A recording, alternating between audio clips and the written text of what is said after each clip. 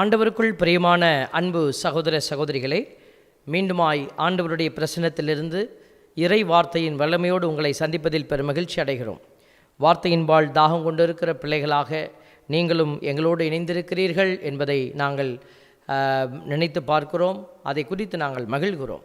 ஆண்டவருடைய வார்த்தையோடு இணைந்திருக்கிற பிள்ளைகள் ஆண்டவருடைய வார்த்தையாலே அவர்கள் வழிநடத்தப்படுகிறார்கள். இன்றைக்கு ஒரு முக்கியமான ஒரு சிறப்பு ஞாயிறாக இந்த ஞாயிறு நமக்கு அமைந்திருப்பது மகிழ்ச்சிக்குரியது. அதாவது நல்ல மெய்ப்பன் ஞாயிறு என்று சொல்லுவாங்க, குட் ஷெப்பர்ட் சண்டே. இன்றைக்கி ஏன்னா நல்ல ஆயனோனை பற்றிய ஒரு பகுதியை நம்ம நற்செய்தியாக வாசிக்கிறோம். இன்றைக்கி வாசிக்கப்பட்ட இந்த 3 வாசகங்களையும் நீங்கள் சற்று வைத்து பார்க்கிற போது, முதல் வாசகம் இயேசுவினாலே அன்றி வேறு எவராலும் மீட்பு இல்லை என்கிற மையத்தை உள்ளடக்கிய வார்த்தைகள். இரண்டாவது வாசகத்துக்குள்ளே, அதாவது திருத்தூதர் யோவான் எழுதிய முதல் திருமுகத்திலிருந்து வாசிக்கப்பட்ட 2வது திருமுகத்தை நீங்கள் வாசகத்துக்குள்ளே போகிற போது, அங்கே கடவுள் இருப்பது போல் அவரை காண்போம் என்கிற ஒரு வாசகத்தையும், 3வது நல்ல மெய்ப்பன் யார், நல்ல ஆயன் யார் என்கிற ஒரு பகுதியையும் நற்செய்தியாக வாசிக்க கேட்டோம். இப்போ இன்றைக்கி நல்ல ஆயன் அப்படிங்கிற அந்த தலைப்பை நம்ம மையமாக வைக்க போகிறோம். இந்த நல்ல ஆயனை குறித்து சிந்திக்கிற பொழுது ஆண்டவரை குறித்த அந்த மையம் இந்த 2 வாசகங்களுக்குள்ளும் இழையோடு இருப்பதை நம்மால் பார்க்க முடியும். நல்ல ஆயன், இன்றைக்கி எல்லாருமே நம்ம இயேசுவை நல்ல ஆயன், குட் ஷெப்பர்ட் அப்படின்னு சொல்கிறதையும், இயேசு ஆட்டுக்குட்டியை தோளில் போட்டுக்கிட்டு அவர் நிற்கிற ஒரு காட்சியையும் பல படத்தில் நம்ம பார்த்துருக்குறோம். இந்த ஆட்டுக்குட்டி எப்படிப்பட்ட ஒரு ஆட்டுக்குட்டி அப்படின்னா, காயப்பட்ட ஒரு ஆட்டுக்குட்டியை தான் இந்த ஆயன் சுமந்து இருப்பதாக அதனுடைய கருத்து வெளிப்படுகிறது. ஆட்டுக்குட்டி சிரிச்சுக்கிட்டு இருக்கலாம், ஆட்டுக்குட்டி அங்கேயும் இங்கேயும் பார்த்துக்கிட்டு இருக்கலாம். ஆனால் ஆட்டுக்குட்டி எப்படிப்பட்ட நிலையில் இருக்கிற ஆட்டுக்குட்டி அவர் தோளில் சுமந்து கொண்டு இருக்கிறார் அப்படின்னா, அது காயப்பட்ட த வூண்டட் ஷீப், அது வூண்டட் இது கோட், அது அது அது ஒரு காயப்பட்ட ஒரு ஆட்டுக்குட்டியாக இருக்கிறது அப்படிங்கிறத நம்ம உணர்ந்து கொள்கிறோம். இப்போ இந்த நிலையிலே தான் நம்மளும் கிடக்கிறோம். நம்மளை ஆண்டவர் என்ன செய்கிறாரு, தன் தோளில் சுமந்து காத்தார். இதை தான் அந்த படம் விளக்குகிற. இப்போ இதனுடைய நல்ல ஆயன் அப்படிங்கிற நிலையை நம்ம சற்று ஆய்ந்து பார்க்கிறோம். யோவான் நற்செய்தியில் 10:11, 10:14 2 இடத்துல இந்த அடையாளம் வருகிறது. நல்ல ஆயன் நானே, நல்ல ஆயன் நானே அப்படின்னு இயேசு சொல்கிறது. ஆடுகளுக்காக தம் உயிரை கொடுக்கிறார். 10:11 சொல்லுது, நல்ல ஆயர் ஆடுகளுக்காக தம் உயிரை கொடுப்பார். 14வது இறைவசனம், தந்தை என்னை அறிந்திருக்கிறார், நானும் தந்தையை அறிந்திருக்கிறேன் அப்படிங்கிற ஒரு வார்த்தை. இப்போ நல்ல ஆயன் தந்தையை அறிகிறார், தந்தை மகனை அறிகிறார், ஆயனை அறிந்திருக்கிறார். இந்த ஆயன் என்ன செய்திருக்கிறார், ஆடுகளை அறிந்திருக்கிறார். அதுதான் இன்றைக்கி நற்செய்தியில் நம்ம வாசிக்க கேட்ட ஒரு காரியம். அதுபோல் நானும் என் ஆடுகளை அறிந்திருக்கிறேன், என் ஆடுகளும் என்னை அறிந்திருக்கின்றன. அப்போது உயிரை கொடுக்கிற ஆயனாக இருக்கிறார் அப்படிங்கிறது ஒரு அடிப்படையான ஒரு அழுத்தமான செய்தி. அதுக்கு மேலே யாருக்கு உயிரை கொடுக்குறாரு, அவர் ஏதோ போகிற போக்கில் ஏதோ உயிரை கொடுத்துட்டு போகிறதில்ல, ஆடுகளை அறிந்திருக்கிறார். அறிந்த ஆடுகளுக்காக அவர் என்ன செய்கிறார், உயிரை கொடுக்குறார். அப்போது அவர் எதிர்பார்க்கிறதும் அப்படியாகவே இருக்கிறது. நம்ம சொல்லுவார், ஆண்டவர் சொல்கிறது தான், எதை விதைக்கிறையோ அதை நீ அறுக்கிற. அப்போ இயேசு எதை விதைத்தார், ஆடுகளை அறிந்திருக்கிற அந்த விதை, ஆடுகளை அறிந்திருக்கிறார். அதை தான் அவர் என்ன செய்கிறார், எதிர்பார்க்கிறார். அப்போ அவருடைய எதிர்பார்ப்பில் ஒரு நியாயம் இருக்கிறது. அப்போ அவர் என்ன எதிர்பார்க்கிறார், இந்த ஆடுகள் ஆயனை அறிந்திருக்க வேண்டும் என்று எதிர்பார்க்கிறார். இன்றைக்கி நம்மக்கிட்ட அடிப்படை கேள்வி, ஆடுகளாக இருக்கிற நாம் ஆடுகள் என்கிற பார்வையிலிருந்து நம்ம பார்க்கணும். ஆயன் அவருடைய ஆயருக்குரிய நிலையிலிருந்து பார்க்குறார். ஆயர் என்னென்ன செய்யணும், ஆயர் என்னை இப்படியெல்லாம் செய்யணும்னு நம்ம எதிர்பார்க்குறோம். கடவுளை என்னை இப்படியெல்லாம் காப்பாற்றணும், எனக்கு இந்த உதவியெல்லாம் செய்யணும். அது ரைட், ஓகே, வெரி குட், எதிர்பார்ப்பு நல்லது தான். ஆனால் ஆட்டுக்குட்டியாக இருக்கிற நான் என்ன செய்ய வேண்டும், இதைத்தான் இன்றைக்கி நம்ம சிந்திக்க அழைக்கப்படுகிறோம். பழைய ஏற்பாட்டில் நீங்கள் பார்த்தீங்கன்னா இந்த நல்ல ஆயனுடைய அந்த நிலையை குறித்து நம்ம பார்க்கும்போது, தொடக்க நூல் 49:24 கடவுளே ஆயராக தன்னை அடையாளப்படுத்துகிறத நம்ம பார்க்குறோம். இயேசு நல்ல ஆயர், நல்ல ஆயர்னு நம்ம சொல்லும்போது அவர் வெளிப்பட்ட ஒரு அடையாளம், அல்லது தந்தையால் வெளிப்படுத்தப்பட்ட ஒரு அடையாளம். ஆனால் தந்தை வெளிப்படுத்தப்படுவதற்கு முன்பாகவே அவர் தன்னை ஆயராக மக்களுக்கு அறிக்கை செய்திருக்கிறார். தொடக்க நூல் 49:24 பார்க்குறோம், அவனுடைய வில் உறுதியாய் நின்றது, அவனுடைய புயங்கள் துடிப்புடன் இயங்கின, ஏனெனில் யாக்கோபின் வலியவர் கை கொடுத்தார், இஸ்ரேலின் பாறையே ஆயராய் இருந்தார். இந்த வார்த்தையை நம்ம பார்க்குறோம். இஸ்ரேலின் பாறையே ஆயராய் இருந்தார். அப்போ தந்தையை ஆயராய் பார்க்கக்கூடிய ஒரு அடையாளம் எங்கே கிடைக்குது? தொடக்க நூல்லையே நமக்கு கிடைக்குது. திருப்பாடலுக்குள்ளே போய் பார்க்குறோம். 28:9 ஆண்டவரே மக்களுக்கு விடுதலை அளித்தருளும், அது உரிமை சொத்தான அவர்களுக்கு ஆசி வழங்கும், அவர்களுக்கு ஆயராக இருந்து என்றென்றும் அவர்களை தாங்கிக் கொள்ளும். அப்போ திருப்பாடல் ஆசிரியருடைய அந்த தாவீதின் காலத்தில் கூட கடவுளை அவங்க எப்படி பார்க்க ஆரம்பித்தாங்கன்னா, வழிநடத்துகிற ஆயராக அவர் இருக்கணும் அப்படிங்கிறத அவங்க கடவுள் பக்கமாக வைத்தாங்க. அதே போல் தொடக்க நூல் 48:15 நம்ம பார்க்குறோம். அவர் யோசேப்புக்கு ஆசி வழங்கி தந்தையாரான ஆபிரகாம் ஈசாக்கும் எந்த கடவுள் திரும்ப நடந்து வந்தனரோ அந்த கடவுளே இன்று வரை என் வாழ்நாள் முழுவதும் எனக்கு ஆயனாய் விளங்குகிறார் அப்படிங்கிற அந்த பார்வை. அப்போது ஆண்டவரை சார்ந்த பிள்ளைகளும் கடவுளை எப்படி பார்த்தாங்கன்னா ஒரு ஆயராய் பார்க்குறாங்க. இப்போது அந்த ஆயராய் கடவுளை பார்த்த நிலையிலிருந்து ஒரு சின்ன படி மாற்றம் வருகிறது. நம்மளுடைய பழைய ஏற்பாட்டு காலத்தில் கடவுள் அவரை தான் மக்கள் எல்லாம் ஆயராக பார்த்தாங்க. கடவுள் என்ன செய்கிறார் அப்படின்னா, அவர்களுக்குள்ளிருந்து ஒரு சில மனிதர்களை எழுப்பி அவர்களுக்கு அந்த ஆயருக்குரிய பணித்துவத்தை கொடுக்குறார். பாருங்கள், சாமுவேல் 2ஆம் புத்தகத்தில் 5ஆவது அதிகாரம் 2வது இறைவசனத்தில் நம்ம வாசிக்கிறோம். சவுல் எங்கள் மீது ஆட்சி செய்த கடந்த காலத்திலும் கூட நீரே இஸ்ரேலை நடத்தி சென்றவர், நீயே என் மக்கள் இஸ்ரேலின் ஆயனாக இருப்பாய், நீயே இஸ்ரேலுக்கு தலைமை தாங்குவாய் என்று உமக்கே ஆண்டவர் கூறினார். அப்போது இந்த சவுலை ஒரு ஆயராக மக்களுக்கு வழிநடத்தக்கூடிய ஒரு ஆயர் நிலையில் ஆண்டவர் நியமிப்பதை நம்ம பார்க்குறோம். எசேக்கியேல் 34:23 அவற்றிற்கு என் ஊழியன் தாவீதை ஒரே ஆயனாய் அமர்த்துவேன், அவன் அவற்றை மேய்த்து அவற்றிற்கு ஆயனாய் இருப்பான். இப்போ பாருங்கள், ஹியூமன் ரெப்ரசன்டேட்டிவ்ஸ்னு சொல்கிறோம். டிவைன் அந்த பரிசுத்தருடைய அடையாளத்திலிருந்து அந்த பரிசுத்தர் என்ன செய்கிறாரு? ஒரு மனித அடையாளத்தை கொடுக்குறாரு. இதெல்லாம் எதற்காக தயாரிக்கப்படுகிறது? இயேசுவினுடைய வருகைக்கான ஒரு முன் தயாரிப்பாக நம்ம பார்க்குறோம். இயேசுவை திடீர்னு கொண்டுட்டு தந்தை நுழைச்சி எல்லாம் இதை நம்பணும் அப்படின்னு சொல்லலை.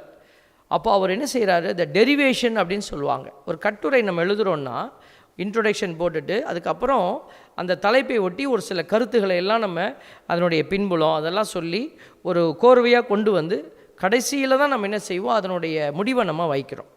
அதே போல் கடவுளும் என்ன செய்கிறாருன்னா, எடுப்பிலேயே மகனை கொண்டு திணிக்கலை. பழைய ஏற்பாட்டு காலம் முழுவதுமாக அவர் கொடுக்க விரும்பிய அந்த அடையாளத்துக்கு அவர் என்ன செய்கிறாரு? முன்னுரையும் முகவுரையெல்லாம் எழுதி அதனுடைய டெரிவேஷனை கொண்டு வரார்.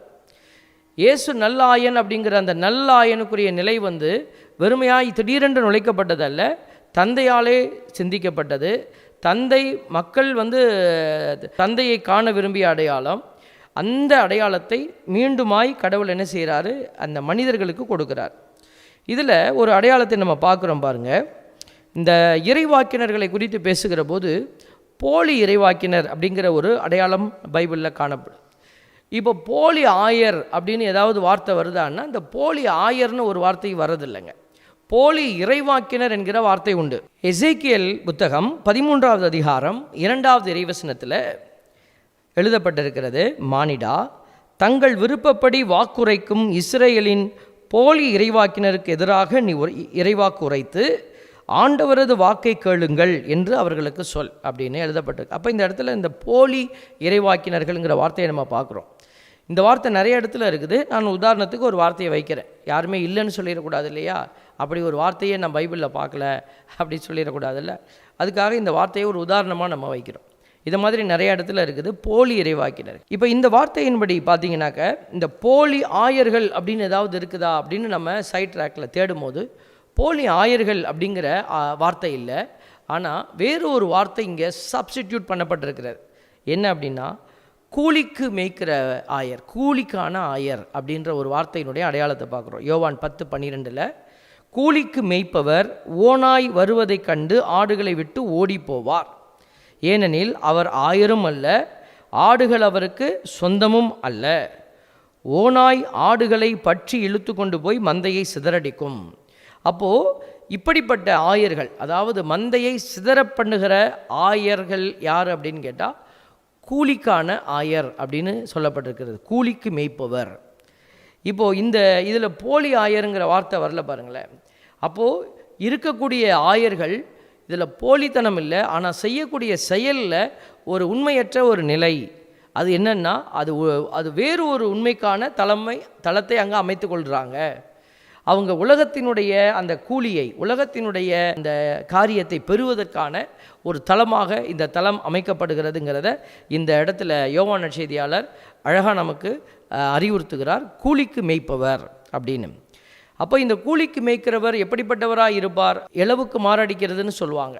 அதாவது கிராமப்புறத்துலலாம் வந்து காசு வாங்க சில பேரை வந்து இந்த மாரடிக்கிறதுக்காகவே கூப்பிடுவாங்க. இறந்தவர்களுடைய வீட்டில் ஒப்பாரி வைப்பதற்காக சில ஆட்களை வந்து கூப்பிடுவாங்க. அவங்களுக்கு காசு கொடுத்துருவாங்க. அவங்க என்ன செய்வாங்க? அழுவாங்க. அவங்க மைக்கு போட்டு அழுவாங்க. அது எதுக்கு அப்படி செய்கிறாங்க அப்படின்னா, எல்லாரையும் அந்த உணர்வை தூண்டுவதற்காக. சில நேரம் அவங்க அந்த ஷாக்கிலேருந்து மீண்டு வர முடியாமல் அழுகாமல் இருப்பாங்க. இந்த அழுகையை கொடுக்கறதுக்காக இப்படி ஒரு நிகழ்ச்சியானது அந்த காலத்தில் ஒரு சைக்கலாஜிக்கல் ட்ரீட்மெண்ட்டுன்னு வச்சுக்கோங்களேன், அதுக்காக இந்த காரியங்கள் வைக்கப்பட்டது. அப்போது அந்த மாதிரி வரவங்க என்ன செய்வாங்கன்னா, காசு வாங்கிக்கிட்டு அழுவாங்க. அழுகிற மாதிரி அழுவாங்க, ஆனால் உண்மையாக அழுவ மாட்டாங்க. அவங்களுக்கு வந்து ஏன்னா உறவுக்காரர் இல்லை, அதனால் அவங்க அழுவ தேவையில்லை, ஆனால் அழுவாங்க. இப்போ இதே போல் தான் இவங்க செய்வதை போல் செய்வாங்க. ஆனால் இவர்களுடைய செயல்பாடுகள் எல்லாமே தங்களுடைய கூலி நிறைவாய் கிடைக்கிறதா? இந்த கூலிங்கிற வார்த்தை வந்து ரொம்ப ஆழமாக பார்க்கணும். கூலிங்கிற வார்த்தை வந்து வெறும் காசு பணத்தில் மட்டும் பார்க்குறதில்ல. இது அதிகாரத்துலேயும் பார்க்கலாம், நம்மளுடைய ஆணவத்திலையும் பார்க்கலாம், நம்முடைய பெருமையில் பார்க்கலாம். அதாவது பணம் அப்படிங்கிற அடையாளத்தின் வழியாக பார்க்கிறது, பணம் அல்லாத வேறு பல அடையாளத்தின் வழியாக பார்க்குறது. ஸோ இது மாதிரி நீங்கள் நிறைய வழிகள் இருக்கிறது. இந்த கூலிங்கிறது வந்து வேறு ஏதேதோ வகையிலே ஒரு சில நேரத்தில் ஒரு சில பேருக்கு வேலை இல்லாமல் அமைதியாக உட்கார்ந்துருந்தா, அதாவது சோம்பேறித்தனம், அப்படியே உட்கார்ந்துருந்தால் போதும், சந்தோஷப்படுவோம். அதுக்கு ஒரு சில தளத்தை அவங்க என்ன செய்வாங்க? எடுத்துக்கொள்வாங்க. அதுவும் இந்த இடத்துல கூலியாக கருதப்படுகிறது. அப்போ பாருங்கள், யோவான் 10:16 இன்னொரு ஆஸ்பெக்டை நம்ம பார்க்குறோம். இக்கொட்டிலை சேரா வேறு ஆடுகளும் எனக்கு உள்ளன, நான் அவற்றையும் நடத்தி செல்ல வேண்டும், அவையும் எனது குரலுக்கு செவிசாய்க்கும், அப்போது ஒரே மந்தையும் ஒரே ஆயிரம் என்னும் நிலை ஏற்படும். அப்போ இயேசுவினுடைய இன்னொரு தளத்தில் அவர் பயணிக்கிற அந்த ஆயத்துவம், ஆயர் என்கிற நிலையினுடைய அந்த கருத்தியல், அது வெறுமனே நம்ம கிறிஸ்தவர்களுக்கு மட்டுமல்ல, இன்னொரு தளத்திலும் அவர் பயணித்து கொண்டு இருக்கிறார் இயேசு அப்படிங்கிறத இந்த இடத்துல நம்ம உணர கட்டாயப்படுத்தப்படுகிறோம். ஏன்னா வார்த்தை நமக்கு சொல்லியிருக்கு, வேணும்னா எடுத்துக்கிறோம் இல்லை, ஆண்டவர் சொல்லிட்டு இருக்கிறாரு, அதை நம்ம உணரணும். அப்போ பாருங்களேன், இந்த தலங்களை எல்லாம் உற்று பார்க்கிற பொழுது அப்போது யார் வந்து நமக்கு ஒரு நல்ல வழிகாட்டியாக முன்னாடி இருப்பாங்க? இப்போ இந்த ஆயத்துவத்தினுடைய நிலைகளை எல்லாம் இப்போ நம்ம பார்த்துருக்குறோம். இப்போ யார் வந்து நமக்கு சரியான ஒரு வழிகாட்டியாக இருப்பாங்கன்னு பார்க்குற போது இயேசுவே அந்த ஆயர் அப்படிங்கிற வார்த்தை, அதுதான் முதல் வாசகம் நமக்கு காட்டுகிற அடையாளம். இயேசுவே மீட்பராக இருக்கிறார், இயேசுவை தவிர வேறு எவராலும் நமக்கு மீட்பு இல்லை அப்படிங்கிற அடையாளம், ஆணித்தரமான ஒரு வார்த்தை. இது உண்மையா? ஆமாம் உண்மை, நம்ம நம்பித்தான் ஆகணும். நம்பித்தான் ஆகணும் இல்லை, இதை தான் நம்ப வேண்டிய விஷயமே. இப்போது நிறைய பேர் வெளியில் இயேசுவை பார்க்குறாங்க, ரசிக்கிறாங்க, ஆனால் வெளியில் இருக்கிறாங்க. அப்போ இயேசுவினுடைய அந்த தளத்துக்குள்ளே அவங்க வரணும். எப்பொழுது நடக்கும்? ஆண்டவருடைய திட்டம். நம்ம பொறுமையாக இருக்கிறோம், நம்ம நினைக்கிறோம் என் வாழ்நாளில் நம்மளுடைய கண் பார்க்கிற, காது கேட்கிற, என்னுடைய இந்த சுயம் ஒரு உயிராக இருக்கிற போதே என் கண்கள் மீட்பை கண்டுவிடணும் அப்படின்னு நம்ம நினைக்கிறோம். சிமியோன் வந்து சொன்னார், இயேசுவை பார்த்தோன்னே சொன்னார், இதோ என் மீட்பை கண்கள் கண்டு கொண்டன அப்படின்னார். இப்போது நாம் வந்து இயேசுவை பார்த்துட்டோம்.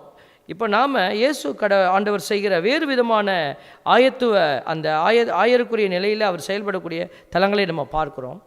ஆனால் நம்ம சில காரியத்தை உணர முடியாமல் இருக்கிறோம். இயேசு பிறந்தப்போ எல்லாரும் சொல்லலையே இதோ என் மீட்பை கண்டு கொண்டன அப்படின்னு. அப்போ சிமியோனுக்கு மட்டும் அந்த பார்வை எப்படி இருந்தது? அவருடைய எண்ணங்களும் சிந்தனைகளும் ஆண்டவரை குறித்ததாக இருந்ததுனால ஆண்டவருடைய முகம் அவருக்கு வெளிப்பட்டுச்சு, மீட்பினுடைய அந்த அடையாளம். அந்தோனியார், எத்தனையோ புனிதர்கள் இருந்தாங்க, எல்லாருக்கும் அவர் குழந்தை இயேசுவாக இறங்கி வரலையே. அப்போ இவருக்கு இறங்கி வந்திருக்கிறாரு அப்படின்னும் போது அந்த குழந்தை இயேசுவினுடைய அனுபவம் அந்தோனியாருக்கு கிடைத்திருக்கிறதுனா, அப்போ அந்தோனியார் எவ்வளவு தூரம் இயேசுவை தன் உள்ளத்தில் வார்த்தையான தெய்வத்தை அவர் வடிவமாக்கி பார்த்திருப்பார். அப்போ உள்ளத்தினுடைய நிறைவுக்கு கடவுள் என்ன செய்கிறாரு? அங்கே இடம் கொடுக்குறார், ஒரு ஒரு ஒரு வழி கொடுக்குறார். இப்போது நமக்கும் கடவுள், நம்ம வாழுகிற இந்த சூழலிலும் கூட நமக்கும் கடவுள் ஏதோ ஒரு விதத்தில் அவருடைய திட்டங்களையும் அவருடைய அந்த ஆயருக்குரிய அந்த கருத்தியலையும் வெளிப்படுத்தி கொண்டே இருக்கிறார். இப்போ நாம் நம்மளுடைய கண் கொண்டு பார்க்கிற போது தான் நம்மளுடைய மீட்பு திட்டத்தின்குரிய அடையாளத்தை நம்ம பார்க்க முடியும். இயேசுவை அந்த மீட்பு திட்டத்துக்குள்ளே நம்ம பார்க்க முடியும். நம்ம ஒவ்வொரு தளத்திலையும் வைத்து பார்க்கலாம். ஒரு குடும்பம், இதெல்லாம் நம்ம அடிக்கடி எடுக்கிற டாபிக்ஸ், உதாரணங்கள். இப்போ ஒரு குடும்பம் இருக்குது, ஒரு கணவன் மனைவி பிள்ளைகள் இருக்கிறாங்கன்னா பிள்ளைகள் என்ன பண்ணணும்? அப்பா அம்மா கிட்ட அந்த மீட்பு திட்டத்தினுடைய அடையாளத்தை பார்க்க கற்றுக்கணும். பெற்றோர்கள் தங்களுடைய கடவுளுடைய மீட்பு திட்டத்தை பிள்ளைகள்கிட்ட பார்க்கணும். அப்போ ஒருவருக்கு ஒருவர் அந்த குடும்பத்தை கட்டி எழுப்புகிற போது அதுதான் நம்ம என்ன செய்கிறோம்? இறை அரசுன்னு சொல்கிறோம். ஒரு மகனோ மகளோ வீட்டுக்குள்ளே இருந்து கொண்டு அந்த வீட்டுக்கு ஒரு பெரிய தொல்லையாக, அல்லது வீட்டை ஒரு ஹாஸ்டல் மாதிரி, அதாவது நான் போவேன், சாப்பிடுவேன், டாய்லெட்டை யூஸ் பண்ணுவேன், அதுக்கப்புறம் ஊரை சுற்றுவேன், வீட்டுக்கு எந்த ஒரு உதவியும் நான் செய்ய மாட்டேன் அப்படின்னு சொன்னால், இந்த நல்லாயனுக்குரிய அடையாளத்தை காண முடியாத ஒரு கருத்தியலோடு வாழக்கூடிய அந்த மகன் இறையாட்சியினுடைய திட்டத்திற்கு வெளியில் நிற்கிறார். அப்போ கடவுள் என்ன செய்கிறாரு? நமக்கு வெளிப்படுத்திக்கிட்டே தான் இருக்கிறார்.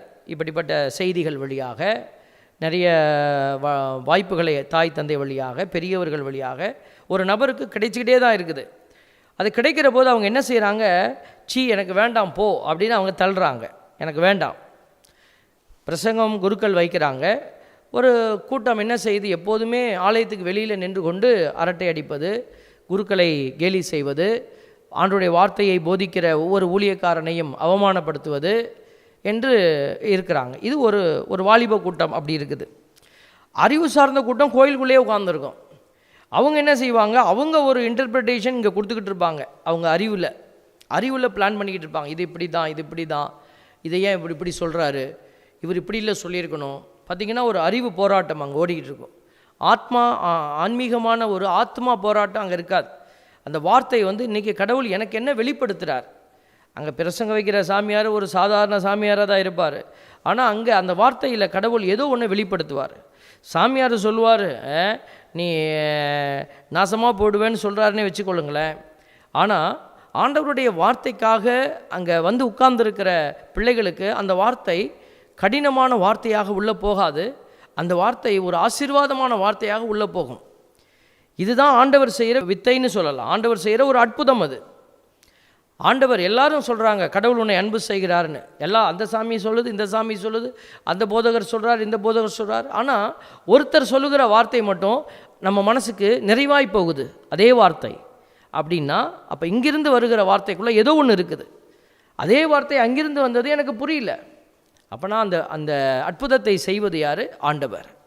அப்போ யார் ஆண்டவருடைய தளத்தில் அந்த மீட்புக்காக காத்திருக்கிறாங்களோ, ஆண்டவரை தேடிக்கொண்டு இருக்கிறாங்களோ, அவர்கள் காணப்போகிற விடுதலை வித்தியாசமானது.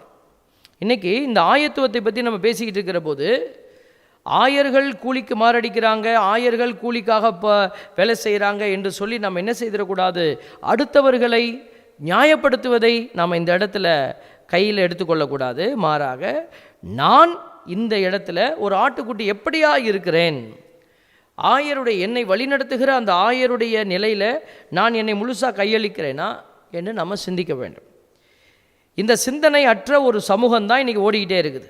அடுத்தவர்களை பார்க்கிற ஒரு சமூகம், அடுத்தவர்களுக்காக யோசிக்கிற சமூகம், தன்னை மறந்த நிலையில் தான் செய்வதெல்லாம் சரி என்று நியாயப்படுத்தக்கூடிய ஒரு நிலை. இங்கே தான் ஆயர் அந்த தோலில் காயப்பட்ட ஒரு ஆட்டுக்குட்டியை வச்சிருக்கிறார். யார் அந்த காயப்பட்ட ஆட்டுக்குட்டி? அந்த ஆட்டுக்குட்டியினுடைய நிலைப்பாட்டை நம்ம சற்று ஆய்ந்து பார்க்கிற போது நாம் எந்த இடத்துல காயப்பட்டு கிடக்கிறோம், எந்த இடத்துல இந்த மீட்பு திட்டத்தை உணர முடியாத நிலையில் இருக்கிறோம் என்பதை நம்ம அறிந்து கொண்டு ஆண்டவரை ஏற்றுக்கொள்ள முன் வருகிற போது நாம் என்ன செய்கிறோம்? உண்மையான வழியை கண்டுபிடிக்கிறோம். இன்றைக்கி இந்த உலகம் அப்படித்தான் ஓடிக்கிட்டு இருக்கு. ஆண்டவரை ஏற்றுக்கொண்ட பிள்ளைகளாக இருக்கிற நாம் ஒரு பக்கம் ஏற்றுக்கொண்டவர்களாக சொல்லிக்கொண்டு ஏற்றுக்கொள்ளாததை போல் வாழ்வது, ஆண்டவரை ஏற்றுக்கொள்ளாமல் வாழ்ந்து கொண்டிருக்கிற ஒரு கூட்டம். இப்போ பாருங்கள், நம்ம என்ன நினைக்கிறோம்? நமக்கு எல்லாம் புரியணும், நம்மளுடைய வாழ்கிற இந்த காலத்துக்குள்ளே நமக்கு எல்லாம் தெரியாது. சிமியோனுக்கு இயேசுவை பார்த்தது மட்டும்தான் தெரிஞ்சது, அதுக்கப்புறம் என்ன நடந்தது அவருக்கு தெரியாது. அதே போல் எனக்கு என்ன கொடுக்கப்பட்டிருக்கிறோ அதை நான் பார்க்க தவறிட்டேன், அதுக்கு தான் இவ்வளோ நேரம் நான் இதை விளக்கி சொன்னேன். நான் அப்போ எனக்கு கிடைத்திருக்கிற சூழலில் நான் எதை பார்க்கணுமோ அதை பார்க்கணும். அங்கே தான் நான் மீட்பு திட்டத்தை அறிய முடியும். சீடர்கள் இயேசுவோடு இருக்கும்போது அந்த திட்டத்தை பார்த்தாங்க. அதுக்கப்புறம் பிறகு வந்தவங்க பின்னாடி திரும்பி பார்க்கும்போது புரிந்தது, அவங்களுடைய வாழ்க்கைக்குள்ளே மீட்பு திட்டத்தை உணர்ந்து கொண்ட விதமாக ஓடுனாங்க. இப்படித்தான் ஒவ்வொரு காலமும் ஓடிக்கொண்டு இருக்கிறார். அப்போ மீட்பு திட்டத்தினுடைய நிறைவு என்பது எங்கே வரப்போது நமக்கு தெரியாது. ஒருவேளை நான் யோசிப்பது, இது என்னுடைய சிந்தனை, அந்த பக்கமாக நிற்கிறாங்க பாருங்களேன், இயேசுவை தெரிந்து வைத்திருக்கிறாங்க, ஆனால் அறிந்து வைக்கலை. அறிந்து கொள்ளாத பிள்ளைகள் அறிந்து கொள்ளும் வரை, எப்படி அந்த பாலைவனத்துக்குள்ளே 40 வருஷம் அந்த மக்கள் சுழற்றப்பட்டார்களோ, அவங்கள் வழிநடத்தப்பட்டார்களோ, மீண்டும் மீண்டுமாய் பயணித்தார்களோ, அதே போல் பாலைவனமாக இருக்கிற இந்த உலகத்துக்குள்ளே இந்த மனித இனம் பயணித்து கொண்டே இருக்கும். எவ்வளவு காலத்துக்கு? ஆண்டவரை அறிந்து ஏற்றுக்கொள்கிற வரைக்கும். அப்போ தலைமுறை தாண்டி போய்கிட்டே இருக்கும். ஒரு சகோதரியை பார்த்தேன், அவங்க ஒரு சபைக்கு போகிறேன் அப்படின்னாங்க. என்ன சபைமா? அவங்க சபையோட பேர் என்னன்னு கேட்டேன். இறுதி கால சபை அப்படின்னாங்க. இறுதி கால சபைன்னு எனக்கே பயங்கரமாக இருக்குது. அப்போ கேட்டேன், உங்கள் பாஸ்டருக்கு தெரியுமா இறுதி காலம் அப்படின்றது அப்படின்னு. இயேசுவே தெரியாதுன்னு சொல்லியிருக்கிறாரு, தந்தையை தவிர வேறு யாருக்கும் இறுதி காலம் தெரியாது. அப்போ பாருங்கள், நாம் இறுதி கால சபை. அப்போ அந்த சபையில் இருந்து கொண்டு இருக்கிறவங்க எப்படி எப்போ பார்த்தாலும் இறுதி காலத்தை பற்றியே பேசி பயந்துக்கிட்டே இருக்க முடியும் வேண்டியது தான். உலகம் அழிய போது, நீ சாக போகிற, ஜாக்கிரதையாயிரு. பாருங்கள், பயமுறுத்தி ஒருத்தர் அன்பு செய்ய வைக்கிறது எப்படி? இதோ நீ காயப்பட்டு கிடக்கிற, உன்னை கடவுள் தூக்கி இருக்கிறாரு, நீ அந்த காயத்திலேருந்து மீண்டு வா, ஆண்டவர் உனக்கு நல்லா என்ன, நீ ஆண்டவர் உன்னையே தூக்குனது போல் நீ ஒரு காயப்பட்ட ஆட்டை தூக்கி போடு, நீ இயேசுவா மாறு. இந்த செய்தி சரியான செய்தியா? இன்றைக்கி இன்றைக்கி நமக்கு முன்பாக எல்லா தளத்தையும் வைக்கிறார். முடிவு உங்களுது. இப்போ பாருங்கள், இயேசுவே அந்த ஆயர் என்று சொல்லப்படுகிறது. பாருங்கள், எபிரேயர் 13:20 என்றுமுள்ள உடன்படிக்கையின் இரத்தத்தால். இயேசு எப்படி நல்ல ஆயராக தன்னை வெளிப்படுத்துகிறார்? என்றுமுள்ள உடன்படிக்கையின் இரத்தத்தால் ஆடுகளின் பெரும் ஆயரான நம் ஆண்டவர் இயேசுவை, ஆடுகளின் பெரும் ஆயர், சாதாரண ஆயர் இல்லை, பெரும் ஆயரான நம் ஆண்டவர் இயேசுவை இறந்தோரிடமிருந்து எழுப்பியவர் அமைதியை அருளும் கடவுளே. கடவுள் தான் இவரை ஆயருக்குரிய நிலைக்கு உயர்த்தி இருக்கிறாரு. ஏன்னா அவர் தான் ஆயர். அந்த ஆயர் என்ன செய்கிறார்? இவரை பெரும் ஆயருக்குரிய நிலைக்கு உயர்த்தினார். அப்போ இந்த ஆயத்துவத்தில் நீங்கள் நடந்து போனீங்கன்னா உங்களுக்கும் அவர் காட்ட விரும்பிய மீட்பின் அடையாளம் கிடைக்கும். அப்போ அதனால தான் இயேசுவை முன்னாடி வைன்னு சொல்கிறோம். இன்றைக்கி எல்லா மதங்களும் பொய் சொல்லலை, எல்லாம் உண்மையை சொல்கிறாங்க. எல்லா மதத்துலேயும் அந்த உண்மையினுடைய வெளிச்சம் தெரியுது. அப்படி தான் திருச்சபை சொல்லுது. we see the glimpses of truth in all religion, but where is the perfection? அந்த இறுதியான நிறைவு அப்படிங்கிறது யார்கிட்ட இருக்குது அப்படின்னா இயேசுவிடம் இருக்குது அப்படிங்கிறோம். ஏன் அப்படின்னா இயேசு ஒருவர் மட்டுமே இரத்தத்தை சிந்தி இந்த பூமியை மீட்டெடுத்தார். வேறு யாரும் இந்த அடையாளத்தை வைக்கலையே. அப்போது இதை ஏற்றுக்கொள்ளாதவர்கள் ஏற்றுக்கொள்ளும் வரை இந்த சமூகம் இந்த பாலைவனத்தில் சுற்றி கொண்டே தான் இருக்க போகுது. ஆனால் அதுக்கு முன்னாடி நாம் என்ன செய்யணும்? நமக்கு கொடுக்கப்பட்டிருக்கிற கால அளவுக்குள்ளே இந்த இயேசுவை மீட்பராக நீங்கள் ஏற்றுக்கொண்டு அவருடைய திட்டத்திற்குள்ளே வந்துடுங்க. அப்போது உங்களுக்கு மீட்புங்கிற ஆடை அணிவிக்கப்படும். பாருங்கள், 1 பேதுரு 2:25 நீங்கள் வழிதவறி அலையும் ஆடுகளைப் போல இருந்தீர்கள், ஆனால் இப்பொழுது உங்கள் ஆன்மாக்களின் ஆயரும் கண்காணிப்பாளருமாய் இருப்பவரிடம் திரும்பி வந்திருக்கிறீர்கள். இப்போ இந்த ஆயத்துவம், இயேசுவினுடைய ஆயர் நிலை அப்படிங்கிறது நம்ம பேசுகிறது எப்படின்னா, அது வெறும் உலகத்திற்கான ஆயர் நிலை அல்ல, இது ஆன்மாவிற்கான ஆயர் நிலை. அதுதான் சொல்லுது, ஆன்மாக்களின் ஆயரும். ஆன்மாக்களின் ஆயர்னா எப்படி? சும்மா ஆயர் அல்ல, கண்காணிப்பாளருமாக இருக்கிற. அப்போது இயேசு ஆன்மாவை கண்காணிக்கிறாரு. அப்போ இதை உணர்கிற பிள்ளைகள், இயேசு ஏதோ ஒரு தேசத்தில் இறந்தாருங்க, அது ஒரு சமூக மரணமாக இருந்திருந்தால் அது அந்த தேசத்தோடு போயிருக்க வேண்டும். தேசம் கடந்து அது பரவி இருக்க வேண்டிய அவசியம் இல்லை. மனிதர்களுடைய செயலாக இது இருந்திருந்தால் அது ஒரு தேசத்தை கடந்து இன்னொரு தேசத்துக்கு போயிருக்கலாம். ஒரு சில மதங்கள் எல்லாம் அப்படி தான் இருக்குது, அந்தந்த தேசத்தில் மட்டும்தான் இருக்குது. ஆனால் கிறிஸ்துவை சார்ந்த ஒரு நம்பிக்கை வாழ்க்கை என்பது கண்டங்களை கடந்து, தேசங்களை கடந்து, கடலை கடந்து எல்லா இடத்திலும் அது பரவி இருக்கிறது. அப்படின்னா இதுதான் அடையாளம், இது மனிதனுடைய விருப்பத்தினால் உண்டானது அல்ல, கடவுள் திட்டத்தின்படி செயல் ஆற்றி கொண்டிருக்கிற ஒரு மீட்பு திட்டத்தினுடைய நிறைவு இந்த இயேசுவினுடைய அந்த நல்ல ஆயன் என்கிற அந்த நிலை. அதனால தான் சொல்கிறோம், இந்த நல்ல ஆயர் என்ன செய்து தன்னை நல்ல ஆயனாக அறிக்கை செய்திருக்கிறார்? கல்வாரி மலையிலே தன்னை கொடுத்து உடன்படிக்கையை மீட்டெடுத்து, இந்த கான்செப்ட் எல்லாம் நமக்கு கொடுக்கப்படும் இந்த இடத்துல தான். அதனால் நாம் யோசித்து பார்க்கணும், இந்த ஆயர் எப்படிப்பட்டவராக இருக்கிறார்? அதிகாரம் கொண்ட ஆயர். என்ன சொல்கிறார் பாருங்க இயேசு, என் உயிரை என்னிடமிருந்து யாரும் பறித்து கொள்வதில்லை, நானாகவே அதை கொடுக்கிறேன். உயிரை கொடுக்கவும் எனக்கு அதிகாரம் உண்டு, அதை மீண்டும் பெற்றுக்கொள்ளவும் எனக்கு அதிகாரம் உண்டு. என் தந்தையின் கட்டளைப்படியே நான் இப்படி செய்கிறேன். எல்லாம் சொல்லிட்டு தந்தைக்கு தன்னை கையளிக்கிறார், அடிபணிய வைக்கிறார். அப்போ யார் சொல்ல முடியும் உயிரை கொடுக்கவும் அதிகாரம் இருக்குது, உயிரை எனக்கு பெற்றுக்கொள்ளவும் அதிகாரம் இருக்குன்னு? ஆண்டவராகிய இயேசு கிறிஸ்து ஒருவரால் தான். இயேசுன்னு சொல்லும்போது தந்தை ஒன்றும் இல்லையான்னு நினைக்கக்கூடாது. இயேசுவை பற்றி பேசுகிற எல்லாமே தந்தையினுடைய திருவுளப்படி நடந்த ஒரு காரியம். அதனால தான் கடைசி வார்த்தை அவர் எப்படி வைக்கிறாரு? இதெல்லாம் நடக்கிறது தந்தையின் கட்டளையின்படி. அப்போ இயேசுவை பற்றி நம்ம உற்று பார்க்கிற பொழுது தந்தையினுடைய திட்டத்தை முழுமையை நம்ம இயேசுவில் பார்க்கிறோம். ஆகவே அன்புக்குரியவர்களே, ஒரே ஒரு காரியத்தை சொல்லி நிறைவு செய்கிறேன். இயேசுவாலை மட்டுமே உலகை மீட்கக்கூடிய ஒரு காரியம் உண்டு. இந்த உலகமே இயேசுவினுடைய அந்த அன்புக்குள்ளே, இயேசுவினுடைய நம்பிக்கைக்குள்ளே வருகிறப்பத்தான் இந்த உலகத்தினுடைய ஒற்றுமை என்கிற ஒன்று நடக்கப் போகிறது. எல்லா மக்களையும் இணைக்கும் சக்தி இயேசுவிடம் மட்டுமே உண்டு, வேறு யாருக்கும் கிடையாது. வேறு எந்த தெய்வத்தினுடைய அடையாளத்தையும் நம்ம அதுக்கு முன்னாடி வைத்தால் அது ஈடாக முடியாது, அது செயல்படுத்தவும் முடியாது. ஒருவேளை அது ஒரு சின்ன கூட்டத்தை இணைக்கலாம், ஆனால் உலகம் முழுமைக்குமான ஒரு இணைப்பு என்பது இயேசுவாலை மட்டுமே நடக்க வாய்ப்பு உண்டு. பாருங்கள், அதனால தான் இயேசு சொல்கிறாரு, இக்கொட்டிலை சேரா வேறு ஆடுகளும் எனக்கு உள்ளன, நான் அவற்றையும் நடத்தி செல்ல வேண்டும், அவையும் எனது குரலுக்கு செவிசாய்க்கும். அதுதான் ஆண்டவருடைய நம்பிக்கை. அவையும் எனக்கு செவிசாய்க்கும். அப்போது பார்த்தீங்களா, அப்போது ஒரே மந்தையும் ஒரே ஆயிரம் என்னும் நிலை ஏற்படும். அது வரைக்கும் இந்த பூமி உருண்டுக்கிட்டே தான் இருக்கும். நீங்கள் இறுதி கால சபைன்னு வச்சுக்கலாம் நம்ம, ஆனால் அந்த இறுதி காலத்தை அதில் சபையில் இருக்கிறவங்க பார்க்க முடியுமா? அழிவின் சபை அப்படின்னு வச்சுக்கலாம், ஆனால் அழிவை நம்ம பார்க்க முடியாது. அதனால தான் நம்ம இதை குறித்தெல்லாம் சிந்திக்காமல் அழிவை குறித்து நம்ம ஏன் சிந்திக்கணும், இறுதி காலத்தை குறித்து நம்ம ஏன் சிந்திக்கணும்?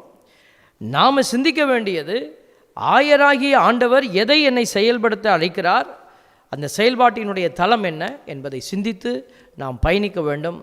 இந்த நல்ல ஆயருக்குரிய பண்புகள் நமக்குள்ளே இருக்கிறதா என்பதை சிந்திப்போம். நல்ல ஆயரை நான் நல்ல ஆயராக ஏற்றுக்கொண்டு நான் என்னை சுற்றி இருக்கிறவர்களுக்கெல்லாம் கெட்ட மனிதராக இருக்கிறேன்னு சொன்னால், நான் மனிதனாகவே இல்லைன்னா எப்படி ஆயராய் போக முடியும்? ஆயராக இருக்கிறேன், ஆனால் கூலிக்கு தான் நான் வேலை செய்கிறேன், அன்பு செய்கிறேன், அன்பிலிருந்து ஏதாவது கிடைக்குமா என்று எதிர்பார்க்கிறேன்னா அது கூலி. பிள்ளைகளை வளர்க்கிறோம், அந்த பிள்ளைகளிடத்தில் எனக்கு இது கிடைக்க வேண்டும் என்றால் அது கூலி. தாய் தந்தை எனக்கு நல்லா பார்க்குறாங்க, அது அவர்களிடமிருந்து நான் இதெல்லாம் எதிர்பார்க்கிறேன் அப்படின்னா அது கூலி. ஆகவே இதை கடந்த ஒரு வாழ்க்கை முறை, கூலிக்கு நாம் வேலை செய்யாத அன்புக்கு அடிபணிகிற ஒரு ஆழமான ஒரு நிலைக்குள்ளே நம்மை அழைக்கிற நல்ல ஆயருடைய அழைப்பை ஏற்று பயணிப்போம். ஆண்டவர் உங்களுக்குரிய பரிசை நிறைவாய் கொடுத்து உங்களை ஆசீர்வதிப்பார். ஆமென்.